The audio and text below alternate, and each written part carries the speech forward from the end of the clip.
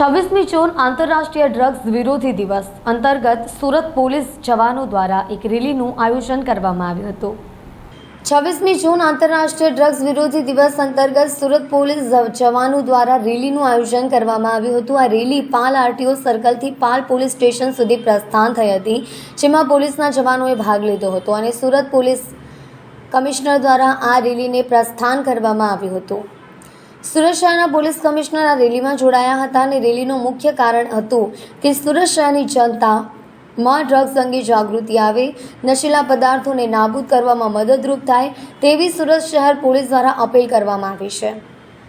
Police commissioner Anupamsinh ગેહલોતે કહ્યું કે આજે ડ્રગ્સ વિરોધી દિવસ છે, ત્યારે અલગ અલગ થીમ પર લોકોમાં જાગૃતિ આવે તે માટે કાર્યક્રમ આપવામાં આવી રહ્યા છે। બંધારણી નશો છોડે, સામાજિક ધારામાં આવે તે માટે રેલીનું આયોજન કરવામાં આવી રહ્યું છે। પોલીસ દ્વારા પેડલરોનું નેટવર્ક તોડવા માટે કામગીરી કરવામાં આવી રહી છે। નશામાં સપડાયેલી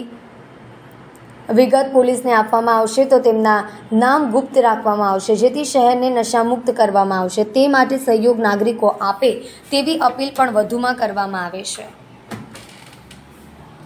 આજે વિશ્વ એન્ટી ડ્રગ્સ ડે છે। આ નિમિત્તે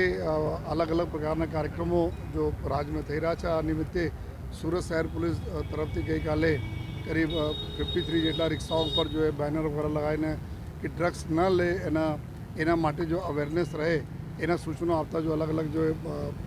એના ઉપર જો કમ્પ્લેન્ટનું વિતરણ અને સાથોસાથ જો બેનર લગાવીને જો ફેરવવામાં આવેલા અને આજે આ દિવસ નિમિત્તે અમારા સુરત શહેરમાં લગભગ 250 જેટલા અમારા જવાનો, એસઓજીના અધિકારી જવાનો, બીજા પોલીસ સ્ટેશનના ઓફિસરો જવાનો, આ બધા એક રેલીના આયોજન જેમાં માર્ચ જેમાં આ રીતે મેસેજ કે આપણા જો ડ્રગ્સથી દૂર રહીએ અને શહેરના ડ્રગ ફ્રી કરવા માટે પબ્લિક અને પોલીસ અમારી ડ્યુટી છે આ બધા કરવા માટે અને પબ્લિકના સહકારથી અમે લોકો આપણા સુરતમાં જો નો ડ્રગ્સ સેફ સુરતને બનાવીને રાખીએ એના માટે અમે લોકો કટિબદ્ધ પણ છીએ અને આવનાર દિવસોમાં બી આ અમારા જો મુહિમ ચાલુ રહેશે અને અમુક ગયા વર્ષોમાં બી ઘણા બધા જો સુરત પોલીસે ખૂબ સારા જો એના નેટવર્ક તોડવામાં મહેનત કરી છે જો અને મહેનત કરતી પણ રહેશે જોઈએ અને અમે લોકોને એવા અભિગમ છે કે ઊંડાણપૂર્વક તપાસ કરીને જો નીચે જો એના સપ્લાયરો છે એના પકડીએ જોઈએ અને એના અલગ અલગ કાયદાઓનો જોગવાઈ મુતાબિક એના જો ઘર વગેરે જો આ બધા પૈસાથી જો એના કમાઈ કરેલા એના પ્રોપર્ટી વસાયેલા હોય આ પ્રોપર્ટી બી કબજે કરવા માટે, સીઝ કરવા માટે બી જો કાયદેસર કાર્યવાહી કરવા માટે જોઈએ અને સાથોસાથ એક એવા અવેરનેસ રહે જો લોકોમાં, યંગસ્ટર્સમાં ખાસ કરીને કે એનાથી શું અમારા શરીરને નુકસાન થાય છે અને એક સામાજિક પ્રતિષ્ઠાનો બી પ્રશ્નો થાય છે, તો એના માટે બી અમે લોકો કટિબદ્ધ છીએ। એના માટે બી અમે લોકો જ્યાં જવાના હોય ત્યાં અમે જઈએ છીએ, એના અવેર કરીએ છીએ, સેન્સિટાઇઝ કરીએ છીએ અને સાથોસાથ જેટલા બી આવી બાળકો માટેને બી જો અમારા સ્કૂલ કોલેજીસ હોય